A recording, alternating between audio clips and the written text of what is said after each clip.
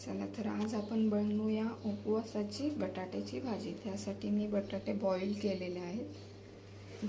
बटाटे पण केलेत आणि शेंगदाणे पण त्यामध्येच टाकलेले आहेत। मिरची घेतलेली आहे, कढीपत्ता आणि त्याच्यामध्ये आपण तेल टाकून घेऊया।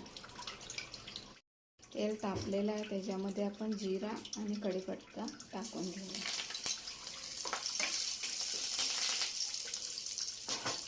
त्यानंतर आपण मिरची घेऊया, मिरची टाकून घेऊया। तर बटाटा टाकून घेऊया आपण।